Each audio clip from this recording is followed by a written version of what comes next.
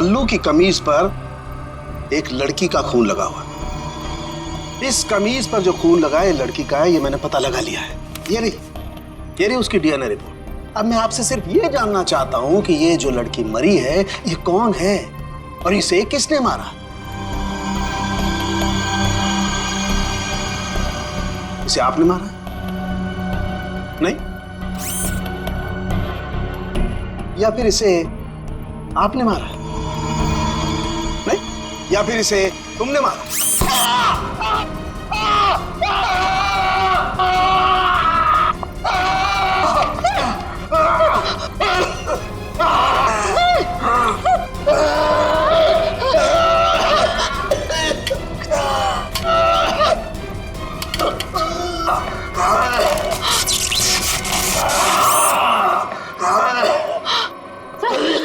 ठीक हो?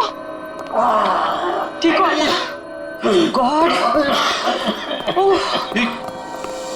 क्या हुआ? सर इस पुतले के हाथों में सर की गर्दन अटक गई थी। बहुत जल्दी छूट गया। हाँ, छोड़ दिया, बहुत जल्दी छोड़ दिया, क्योंकि ये पुतले ना तो मशीन है ना ये पुतले पूरी तरह से इंसान है।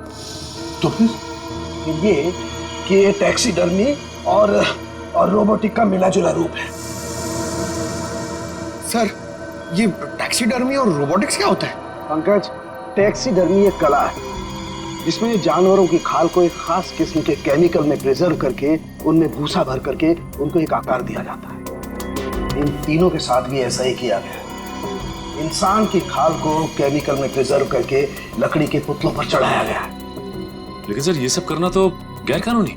उन्हीं गैर कानूनी काम ही तो करता है। यार सालुंखे, ये इंसान तो नहीं है, फिर भी ये ताली कैसे बजाते हैं, हमला कैसे करते हैं? इन तीनों के दिमाग में एक मशीन फिट कर दी गई है। इसका कंट्रोल खूनी के हाथ में है और खूनी ने उस मशीन के जरिए इनके चारों तरफ एक खास घेरा निश्चित कर दिया है। कोई भी इंसान उस घेरे के अंदर आकर के कोई मूवमेंट करता है, ये चालू हो जाते हैं, अपना काम करने लगते हैं। एक्टिव हम लोग भी तो आसपास घूम रहे हैं डॉक्टर साहब। नहीं, इन तीनों की मशीन को मैंने डीएक्टिवेट कर दिया था। वहां उस पीछे वाले में कुछ गलती रह गई अब बॉस, और ये एक्टिविटी इनकी मेमोरी में पहले से फिट है। और इतना ही नहीं बॉस, इनके अंदर और भी बहुत कुछ है। आओ दिखाता हूं। ये देखो, लकड़ी का बुरादा, कॉटन और इसके ऊपर इंसान की चमड़ी। बनाने वाले ने तो बना दिया बॉस, लेकिन वो भूल गया कि इंसान की चमड़ी में और जानवर की चमड़ी में एक खास फर्क होता है। इंसान की चमड़ी जानवर जैसी मोटी नहीं होती है, इसीलिए उसे कितना भी केमिकली ट्रीट कर लो, कितना भी केमिकल में डाल लो, वो इंसान की चमड़ी जैसी नहीं रह सकती है। इसीलिए इनकी चमड़ी जो है जगह जगह से सिली हुई। फिर भी टिक नहीं रही है।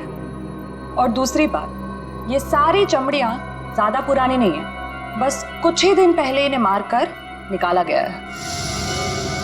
पर उस घर का तो कोना कोना छान मारा गया था, एक भी ऐसी लाश नहीं मिली जिसकी खाल उधेड़ दी गई हो। वो कहीं और बनाता है ये ह्यूमनॉइड, अपने घर पर नहीं। तीनों की कोई मिसिंग रिपोर्ट नहीं है, कोई आईडी वगैरह नहीं मिली। है कौन ये लोग? तारिका जी, ये जो कपड़े पहने थे इन लोगों ने, उनसे कुछ पता चला आपको? कुछ खास नहीं, तीनों के कपड़े से बस एक लेबल मिला है, किसी टीएल टेलर का लेबल है। TL Taylor?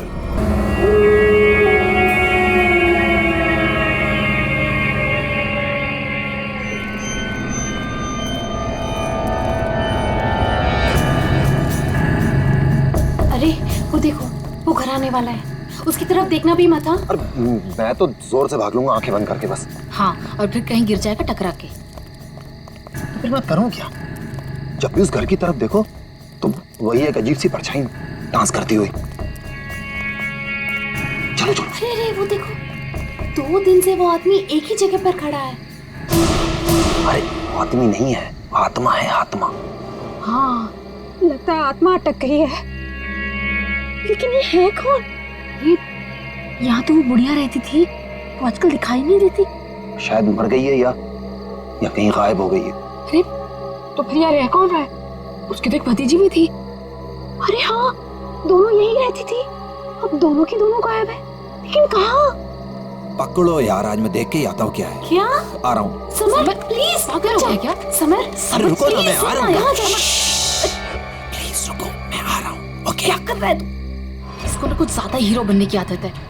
समर प्लीज मत जाओ। समर समर समर समर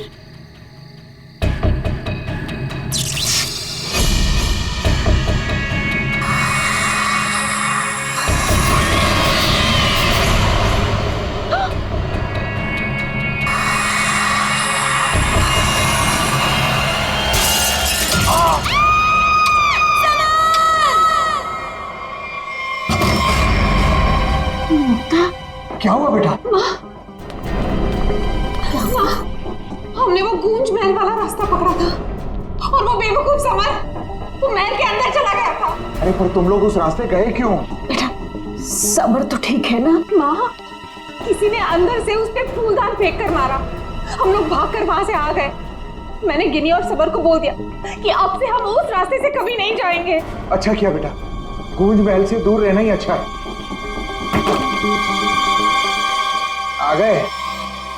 अरे कहाँ दिन भर आवारागर्दी करता फिरता है तू? भैया घर की हालत देखो क्या हो गई है। माँ की बीमारी की वजह से लोन लेने की नौबत आ गई है। ऐसे फालतू घूमने से अच्छा कोई नौकरी क्यों नहीं ढूंढ लेते? नौकरी मिल गई है मुझे। अच्छा कौन सी बेटा? कहाँ नौकरी मिली तुझे? भैया कहाँ मिली है नौकरी? जवाब दो। गूंज महल में। ए, तुझे पता है तू क्या बोल रहा है? अरे गूंज महल में जो बुढ़िया रहती है वो मर चुकी है और उसकी भतीजी का भी कुछ अता पता नहीं है। बेटा वहां पे तो आत्माएं रहती है और तू ऐसी जगह पे जाके नौकरी करेगा? नहीं नहीं, तुझे वहां जाने की कोई जरूरत नहीं है। नहीं, तू वहां नहीं जाएगा। माँ, वो बुढ़िया मरी नहीं है और उसी की भतीजी को पियानो सिखा रहा हूं मैं।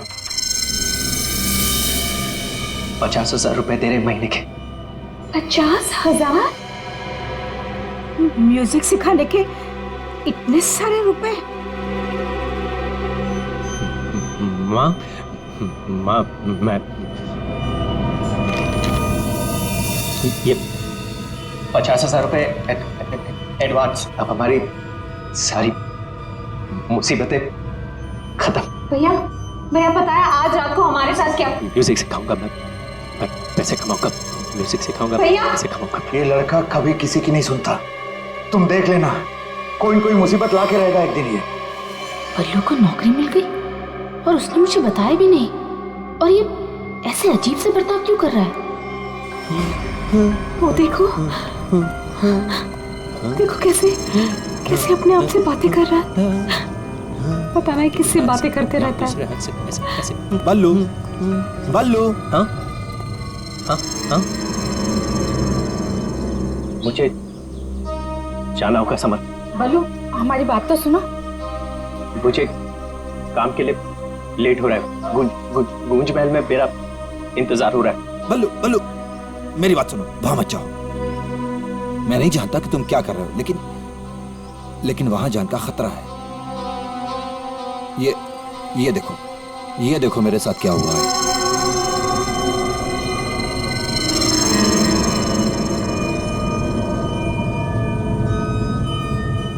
क्या हुआ? कल गूंज महल में एक औरत ने मुझ पर हमला किया। नहीं, ऐसा नहीं हो सकता। वहां तो सरिता आंटी और उनकी भतीजी ईशा रहती है। वो बहुत अच्छे लोग हैं, ऐसा नहीं कर सकते। मुझे लेट हो रहा है, मुझे जाना होगा। अरे भैया मत जाओ, वहाँ खतरा है भैया।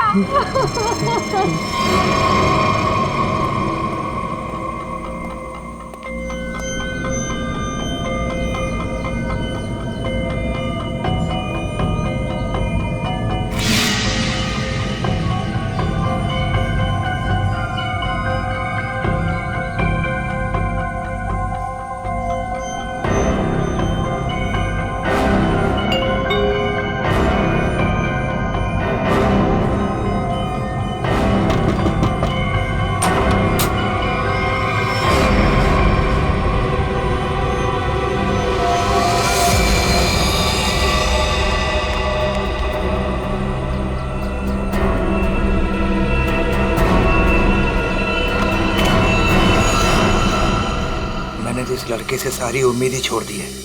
पता नहीं कैसी नौकरी है भी या नहीं। देख, मेरा बेटा आया होगा, देख तो।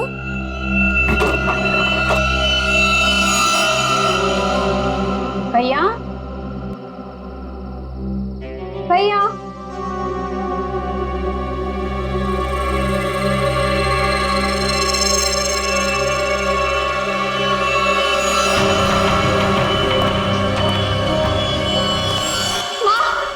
माँ कोई यहाँ बल्लू का टिफिन छोड़कर चला गया। बल्लू को कुछ हुआ तो नहीं ना? हवा, ये क्या है? कौन? अरे कौन जल्दी खोला?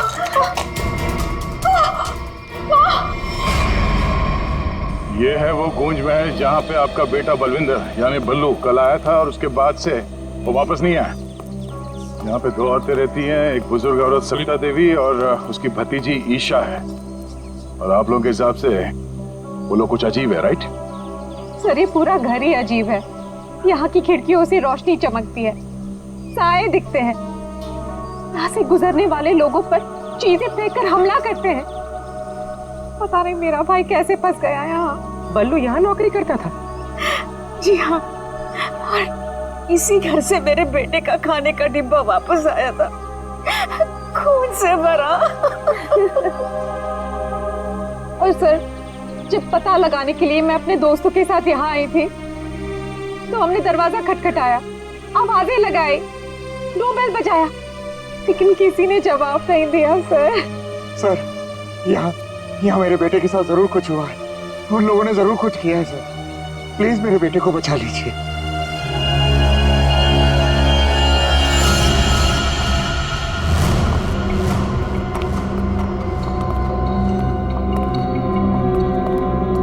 कोई है? क्या तो कोई दिख नहीं रहा? आत्मा कहाँ दिखाई देती है सर, सीधी अटैक करती है। सर, यहाँ पर बल्लू, सरिता और ईशा, इनमें से कोई होना ही चाहिए। सरिता जी हैं भी या नहीं, किसी को कुछ नहीं पता सर। लोग तो यहाँ तक कह रहे हैं कि सरिता जी की मौत हो चुकी है। यहाँ हुआ तो है कुछ।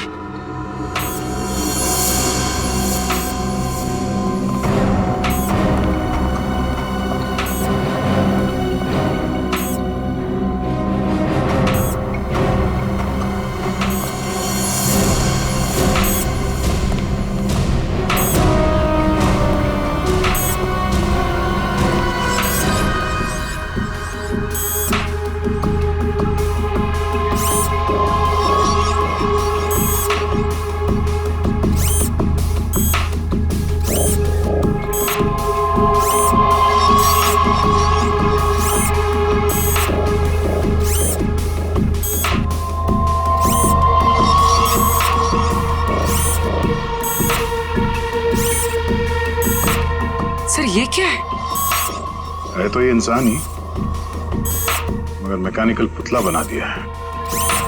खुद ताली बजा रहा है।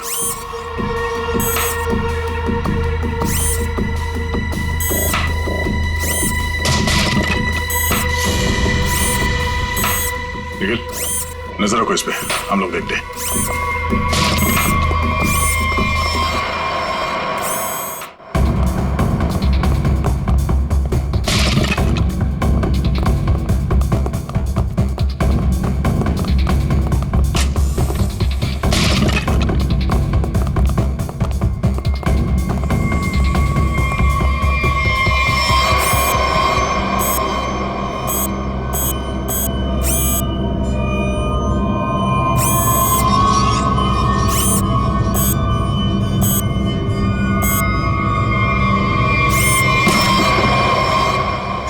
ये क्या है?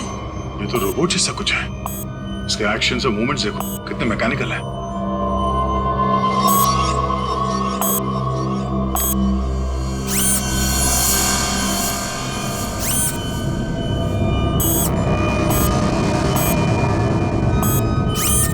सर, ये यहाँ आए कैसे और इन्हें रोकेंगे कैसे? इसे तो टेक्निकली रोका जा सकता है। ये क्या है? पूरी नजर रखना इसमें।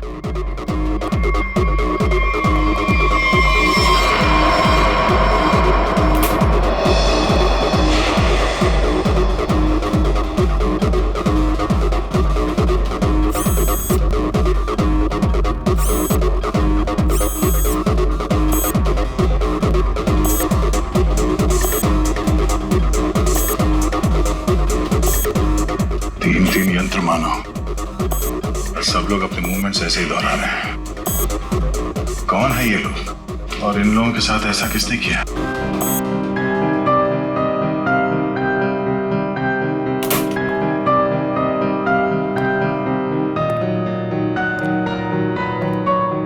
बलवंत,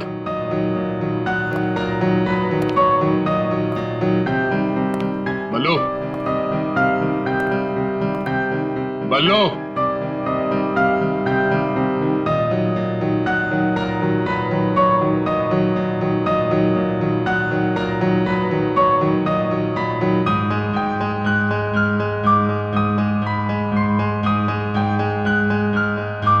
बात नहीं करनी।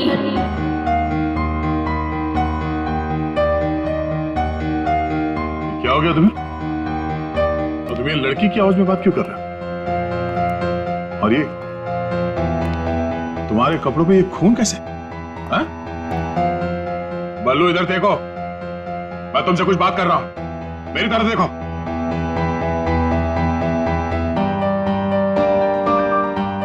मैंने कहा ना, बात नहीं करनी। पियानो बजाते वक्त मैं किसी से बात नहीं करती, मुझे गुस्सा आता है और फिर मैं सबको मार देती हूँ, मार देती हूँ।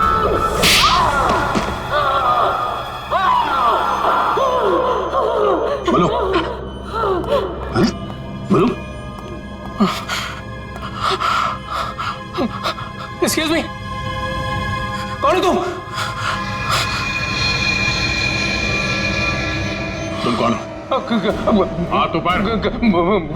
देखिए, आप गोली मत चलाना, गोली मत चलाना। ये मेरा ही घर है, आप गोली मत चलाना, मारना मत मुझे आप प्लीज। तुम्हारा घर है ये? हाँ, ये मेरा घर है। क्या खेल खेल रहे हो तुम यहाँ? हाँ? और तुम्हारे घर में ये सब लोग कौन है? शायद ह्यूमन मशीन्स हैं जो तुम्हारे इशारे पे नाच रहे हैं। क्यों? सर, ये क्या कह रहे हैं आप? मैं नहीं जानता सर। सर मेरी कंसर्न क्या आपको बताता हूँ सर। ये मेरा घर है और यहाँ पर जो है ना सर, मेरी सरिता आंटी और मेरी एक कजिन है ईशा, वो रहती है सर। वो कैसी है वो देखने के लिए आया था सर मैं। That's my only concern. ये कौन है मैं नहीं जानता। आप कौन? सीआईडी। सीआईडी? मेरा नाम आकाश है। मैं सूरत में रहता हूँ सर, और यहाँ पर है ना हर 2-3 महीने में एक बार आता रहता हूँ सर। प्रॉब्लम क्या हुई मैं आपको बताता हूँ। उनका फोन है ना स्विच ऑफ आ रहा था, तो मुझे पता नहीं चल रहा था कि क्या हुआ है। और फिर अब यहाँ पर आकर देखता हूँ तो आपको यहाँ पर ये इसके शर्ट पर खून लगा है सर। मेरी आंटी और ईशा को इसने कुछ किया तो नहीं ना सर? इसलिए मार तो नहीं डाला ना उन्हें सर?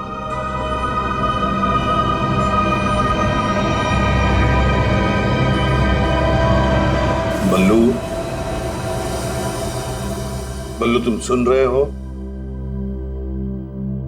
मैं तुमसे बात कर रहा हूं। हाँ। अब मुझसे कुछ पूछ रहे हैं? हाँ। क्या हुआ?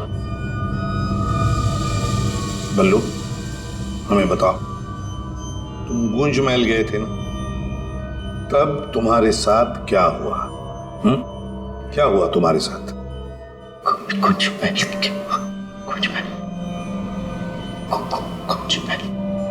तुम ईशा को म्यूजिक सिखाने गए थे ना वहां पे? वहां पे क्या हुआ था? सरिता और ईशा कहाँ हैं? सर मुझे समझ नहीं आ रहा है कि आप लोग इसे इतना प्यार से क्यों पूछ रहे हैं। He's a criminal। सर, इसने मेरी आंटी और ईशा को कुछ किया है, और वहां पर आपको जो इंसानी पुतले मिले थे ना, सब इसी का किया था है। शक तुम्हारे ऊपर भी है। तुम्हारे घर में मौत का खेल चल रहा था और तुम्हें मालूम तक नहीं।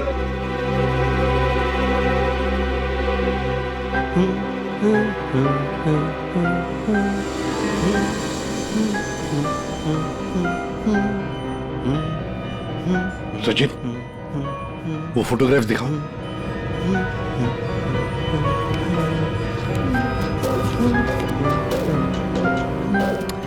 इन तस्वीरों को ध्यान से देखो, बताओ कौन है ये लोग और इनका ये हाल किसने किया? ये सब लोग जिंदा है, जिंदा है। ये लोग तुम्हें जिंदा लग रहे हैं? हाँ हाँ, जिंदा जिंदा था। मुझे बताया गया था कि ये रिश्तेदार हैं और म्यूजिक सुन रहे हैं। ये झूठ बोल रहा है सर, इनमें से कोई मेरा रिश्तेदार नहीं है। सर ये ड्रामा कर रहा है, सबको मार दिया और अब क्या बकवास कर रही है? तुम्हें चाय के लिए कहा था ना, चाय किधर है? हाँ? ये ईशा कुछ बोल क्यों नहीं रही? ये अकेला क्यों ताली बजा रहा है? हाँ? मम्मी को बोल देता हूं, रुकूं या भाग जाऊं? कितना बड़ा और डरावना घर है। सर आप मेरी बात सुनिए सर, ये पूरा का पूरा पागल हो चुका है। Is a psycho killer. Bablu, क्या हुआ था कल जब तुम ईशा को म्यूजिक सिखाने गए थे? कुछ याद है वहां पे क्या हुआ था? हा? क्या हुआ था वहां पे? चाय चाय पिलाई थी उसने। हाँ बराबर, चाय चाय चाय। तो फिर ईशा कहाँ गई? बल्लू, बल्लू, किसका खून था तुम्हारे कपड़ों पर? हाँ? फिर दया पर हमला क्यों किया तुमने? कपड़े, अरे मेरे कपड़े बदल गए। मेरे कपड़ों पे खून था, खून था कपड़ों पे। खूनी के कपड़े पे खून ही होता है। एक मिनट, आप जरा उधर चलो। चुप रहिए, बीच में बोली मत। चाय लेके आओ। ईशा को कोई क्यों नहीं? ये आदमी तो किसी भी सवाल का जवाब ठीक ठीक दे नहीं रहा।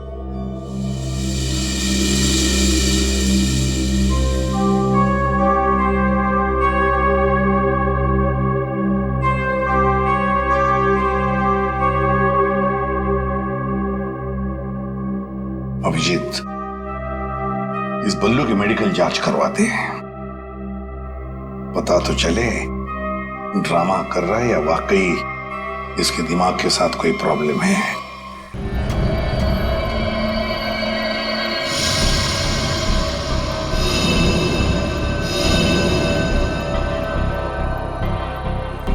बल्लू की कमीज पर एक लड़की का खून लगा हुआ है। इस कमीज पर जो खून लगा है लड़की का है, ये मैंने पता लगा लिया है। ये रही उसकी डीएनए रिपोर्ट।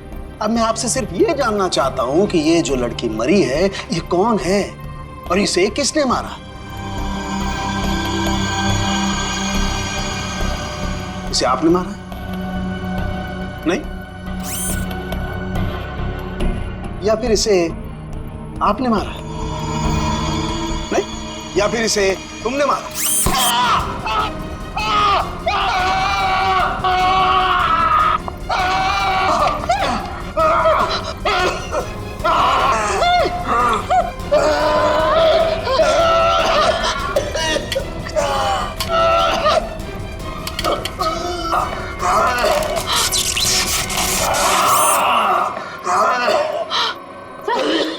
ठीक हो? ठीक हो? गॉड! क्या हुआ? सर इस पुतले के हाथों में सर की गर्दन अटक गई थी। बहुत जल्दी छूट गया। हाँ, छोड़ दिया, बहुत जल्दी छोड़ दिया, क्योंकि ये पुतले ना तो मशीन है ना ये पुतले पूरी तरह से इंसान है। तो फिर ये कि ये टैक्सीडर्मी और रोबोटिक का मिला जुला रूप है। सर, ये टैक्सीडर्मी और रोबोटिक्स क्या होता है? पंकज, टैक्सीडर्मी एक कला है जिसमें जानवरों की खाल को एक खास किस्म के केमिकल में प्रिजर्व करके उनमें भूसा भर करके उनको एक आकार दिया जाता है। इन तीनों के साथ भी ऐसा ही किया गया है। इंसान की खाल को केमिकल में प्रिजर्व करके लकड़ी के पुतलों पर चढ़ाया गया है। लेकिन सर ये सब करना तो गैर कानूनी। उन्हीं गैर कानूनी काम ही तो करता है। यार सालुंखे, ये इंसान तो नहीं है, फिर भी ये ताली कैसे बजाते हैं, हमला कैसे करते हैं? इन तीनों के दिमाग में एक मशीन फिट कर दी गई है। इसका कंट्रोल खूनी के हाथ में है और खूनी ने उस मशीन के जरिए इनके चारों तरफ एक खास घेरा निश्चित कर दिया है। कोई भी इंसान उस घेरे के अंदर आकर के कोई मूवमेंट करता है, ये चालू हो जाते हैं, अपना काम करने लगते हैं। एक्टिव हम लोग भी तो आसपास घूम रहे हैं डॉक्टर साहब। नहीं, इन तीनों की मशीन को मैंने डीएक्टिवेट कर दिया था। वहां उस पीछे वाले में कुछ गलती रह गई। अब बॉस, और ये एक्टिविटी इनकी मेमोरी में पहले से फिट है। और इतना ही नहीं बॉस, इनके अंदर और भी बहुत कुछ है। आओ दिखाता हूं। ये देखो, लकड़ी का बुरादा, कॉटन और उसके ऊपर इंसान की चमड़ी। बनाने वाले ने तो बना दिया बॉस, लेकिन वो भूल गया कि इंसान की चमड़ी में और जानवर की चमड़ी में एक खास फर्क होता है। इंसान की चमड़ी जानवर जैसी मोटी नहीं होती है, इसीलिए उसे कितना भी केमिकली ट्रीट कर लो, कितना भी केमिकल में डाल लो, वो इंसान की चमड़ी जैसी नहीं रह सकती है। इसीलिए इनकी चमड़ी जो है जगह जगह से सिली हुई। फिर भी टिक नहीं रही है। और दूसरी बात, ये सारी चमड़ियां ज्यादा पुरानी नहीं है, बस कुछ ही दिन पहले इन्हें मारकर निकाला गया है। पर उस घर का तो कोना कोना छान मारा गया था, एक भी ऐसी लाश नहीं मिली जिसकी खाल उधेड़ दी गई हो। वो कहीं और बनाता है ये ह्यूमनॉइड, अपने घर पर नहीं। तीनों की कोई मिसिंग रिपोर्ट नहीं है, कोई आईडी वगैरह नहीं मिली। है कौन ये लोग? तारिका जी, ये जो कपड़े पहने थे इन लोगों ने, उनसे कुछ पता चला आपको? कुछ खास नहीं, तीनों के कपड़े से बस एक लेबल मिला है, किसी टीएल टेलर का लेबल है। TL Taylor?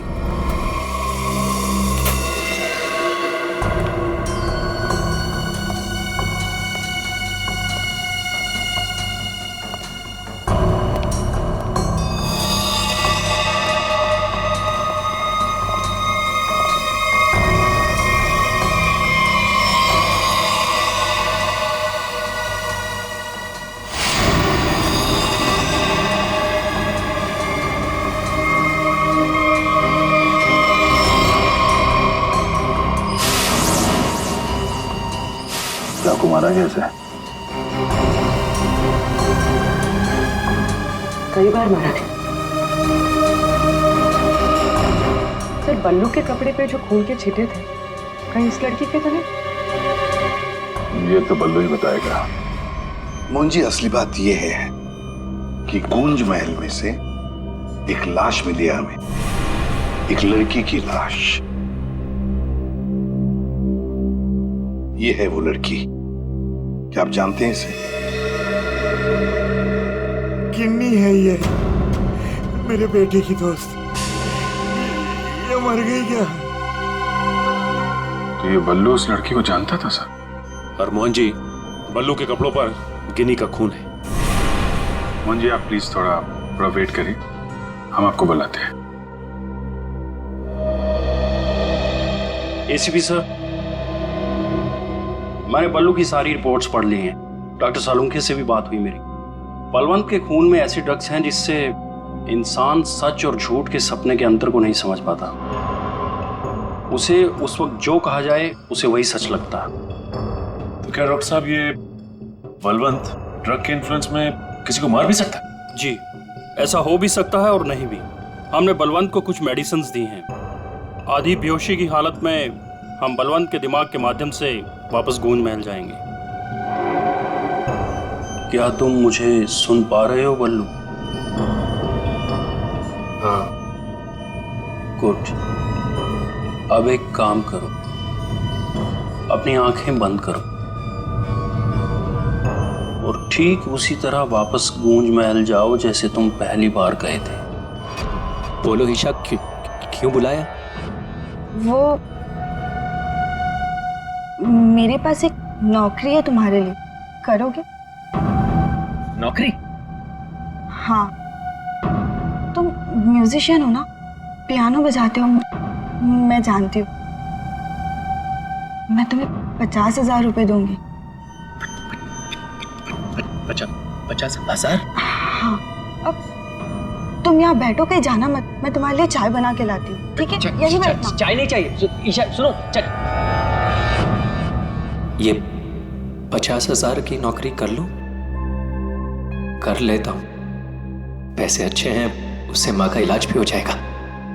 लेकिन ये ईशा मुझे कुछ बताने वाली थी, उससे कुछ बोल नहीं रही। पता नहीं क्या हुआ ऐसे, और ये घर भी थोड़ा सा अजीब लग रहा है। कहीं ईशा कोई मुसीबत में तो नहीं है?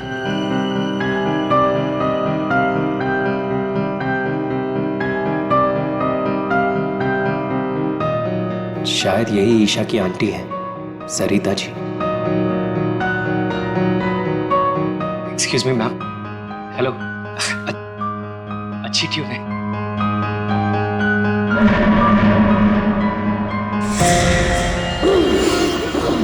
नहीं छोड़ूंगी। छोड़ो। नहीं छोड़ूंगी। छोड़ो। अरे क्या कर रहे हो? बोलो। नहीं छोड़ूंगी। संभालो उसे, मार डालेगा वो डॉक्टर को। नहीं छोड़ूंगी। संभालिए आप इसे। नहीं छोड़ूंगी। बैठो। बल्लू, ये लड़की की आवाज में क्यों बात कर रहे छोड़ो मुझे। डॉक्टर साहब, नहीं छोड़ूंगी। पकड़िए आप इसे। किसी को नहीं छोड़ूंगी।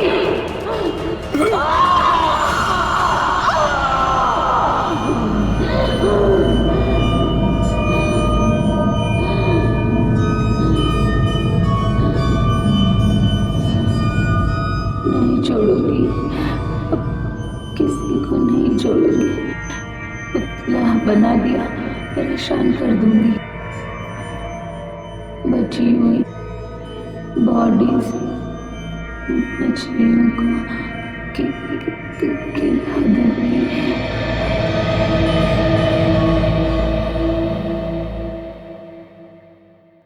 डॉक्टर साहब, क्या हुआ क्या है इसे? हाँ? ये इसे अचानक से औरत की आवाज में क्यों बात करता है? जब तक बल्लू पियानो तक नहीं पहुंचा था तब तक ये ठीक था, लेकिन जैसे ही इसके दिमाग में पियानो की आवाज सुनाई दी, ये कोई और बन गया। आपके कहने का मतलब है कि पियानो की आवाज सुनते ही ये बल्लू अपने आप को खूनी औरत समझने लगता है। मतलब ये किसी के वश में है, किसी ने हिप्नोटाइज किया है इसे। क्या लगता है आपको डॉक्टर साहब? हाँ, ये टेलर्स का पता चल गया सर, जिसने तीनों मानव मशीन के लिए कपड़े बनाए थे सर। अच्छा, टीएल टेलर्स।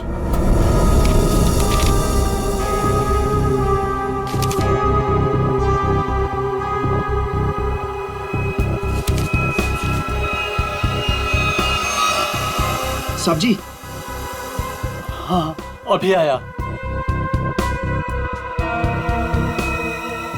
देखिए सर, ये ऑर्डर एलपी प्रोडक्शन का है। 19 दिसंबर 2015 को कपड़ा दिया था और 1 जनवरी 2016 को 5 कॉस्ट्यूम और नाप भी है, और ऑर्डर देने वाली का नाम भी है, रॉबी का, और फोन नंबर भी है सर। 91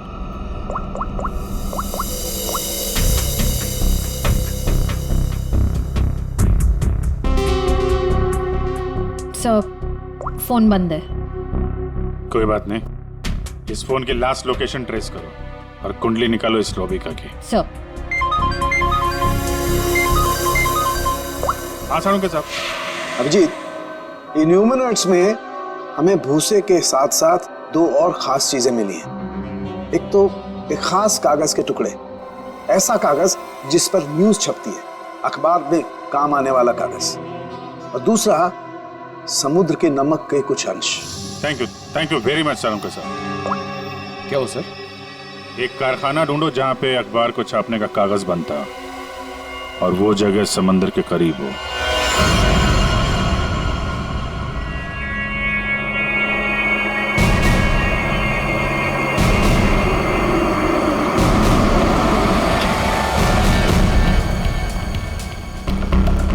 समंदर के किनारे पेपर मिल, और वो भी बंद पड़ी हुई।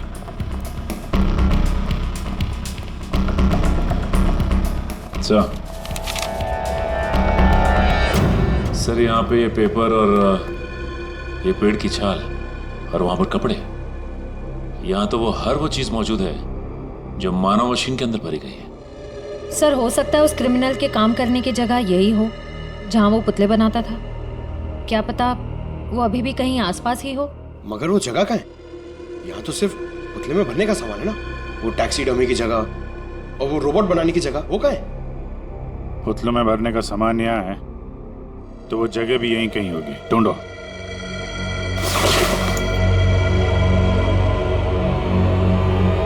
सर!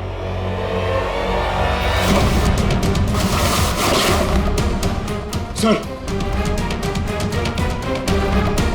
माय गॉड,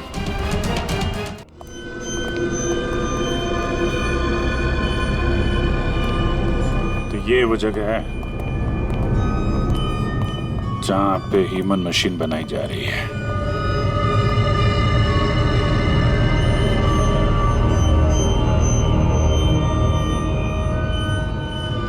ये देखो,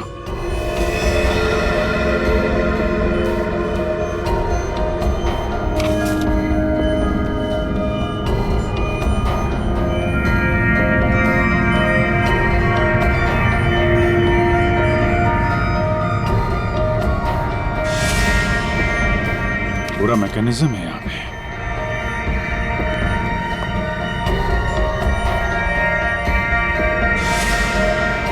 सर! हाँ? सरिता जी का robo? Oh no.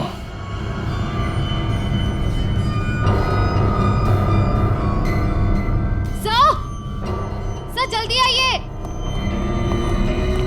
Sir, Isha, sir खूनी ने इसका सारा खून निकाल दिया है। इसकी सांसें भी बहुत धीमी चल रही हैं। इसको हॉस्पिटल लेके चलो जल्दी, एम्बुलेंस को फोन करो। हेलो, सरिता को तो उसने रोबोट बना दिया, अब इसका भी वो हल करने वाला था। सर, रोबिका की लोकेशन का पता चल गया। आज तो हद हो गई। कब से वैनिटी का इंतजार कर रही हूँ। कोई मुझे सीन समझाएगा या फिर मैं पैकअप अनाउंस कर दूं।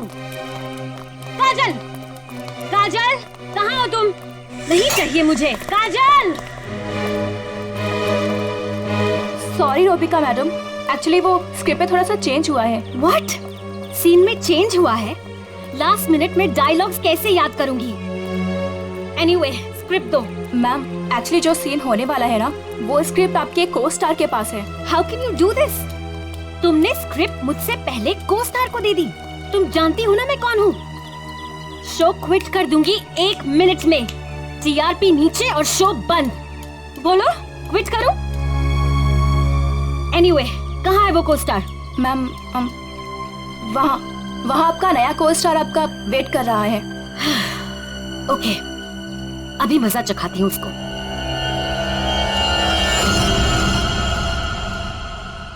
Hello,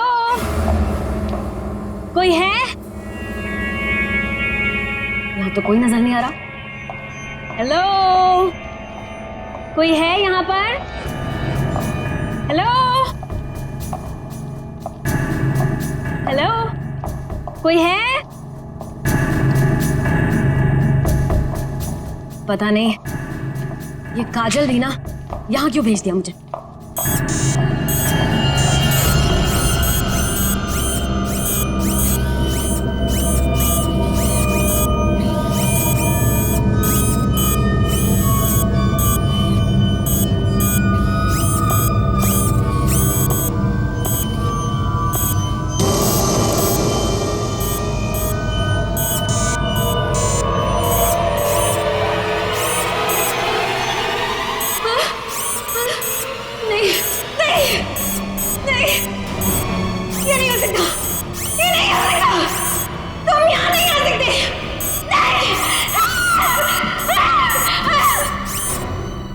Rubika.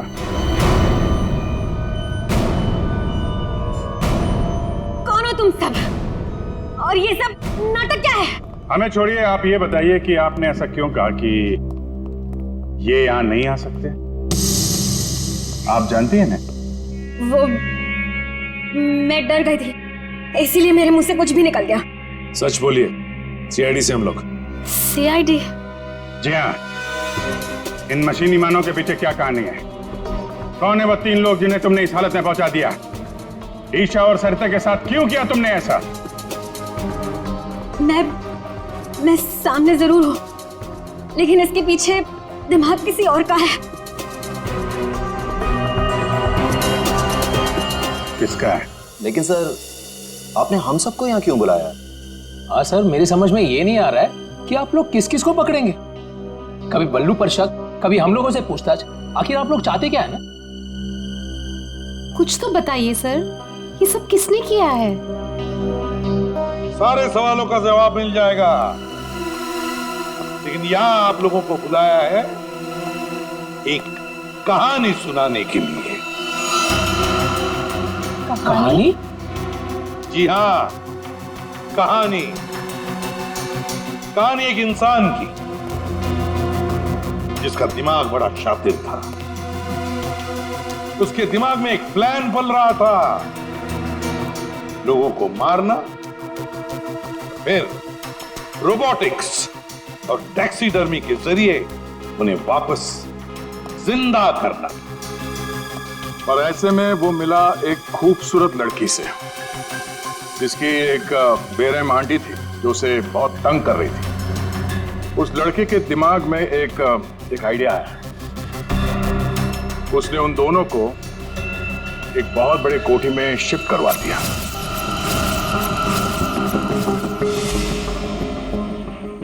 Thank you so much. और फिर उस लड़के ने उस सुंदर सी लड़की को पहला झटका दे दिया। उसने उस लड़की की आंटी को मार डाला इसी घर में। इस तरह लड़की की आंटी बन गई इस लड़के का पहला कामयाब आविष्कार। उसके बाद में उसने कुछ लोगों को और भी अपने एक्सपेरिमेंट का निशाना बना दिया। और हैरानी की बात यह है कि वो सब उसके वो दोस्त और कलीग्स थे जो उसके साथ विदेश में काम करते थे। अब हुआ ये कि ये लड़की इस लड़के से बहुत डरने लगी और फिर उससे बचने के लिए उसने अपने और एक दोस्त की मदद मांगी। ऐसे रो मत, मैं हेल्प करूंगा तुम्हारी। तुम बताओ क्या करना। और जब खूनी को ये बात पता चली तो बहुत भड़क गया। प्लीज मुझे मत मारो, मुझे छोड़ दो प्लीज। उसने उस लड़की को कैद कर लिया और उसके दोस्त को बेवकूफ बनाया। उसने उसे ये एहसास दिलाया कि ये सब कुछ जो हो रहा है वो उसी की वजह से हो रहा है। तो तुम जैसा बोलोगे मैं वैसा करूंगी, प्लीज मुझे जाने दो। और उस बेचारी लड़की ने अपने मददगार दोस्त के चाय में ड्रग मिलाकर उसे हिप्नोटाइज करना शुरू कर दिया। मैं जैसा बोलूंगी तुम वैसा ही करोगे, मेरी हर बात मानोगे तुम, है ना? दिलचस्प कहानी। सर, ये कहानी तो इस घर की और बल्लू की है। हाँ, सरिता, ईशा और उस खूनी की कहानी है ये। लेकिन सर, वो खूनी कौन है? वही तो, खूनी कौन है कौन खूनी?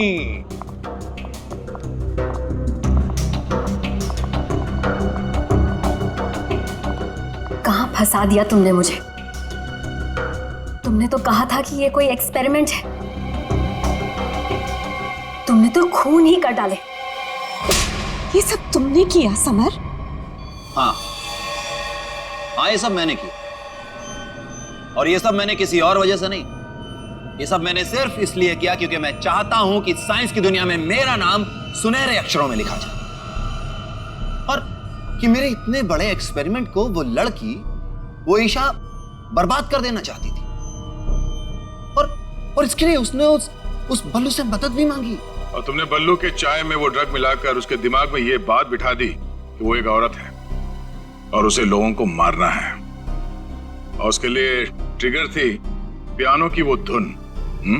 बल्लू को लगभग मेरा पूरा राज पता चल चुका था, ठीक है, और गिन्नी को पड़ी हुई थी बल्लू को बचाने की। तो अपने एक्सपेरिमेंट को बचाने के लिए मुझे को दोनों को मारना ही था। और आप बताइए, अब जो लोग मर चुके हैं उनका असली कातिल भी तो चाहिए ना लोगों को। बस इसीलिए मैंने बल्लू को फंसा दिया और गिन्नी को मार दिया। साइंस की दुनिया में अपना नाम सुनहरे अक्षरों में देखना चाहते थे तुम। दिमाग तो था, है, पर क्या करें, विकृत है, विकृत। अपने इस घटिया एक्सपेरिमेंट के लिए न जाने कितने मासूम लोगों की जानें ली तुमने। तुम्हें जीने का कोई हक ही नहीं है। फांसी होगी तुम्हें, फांसी।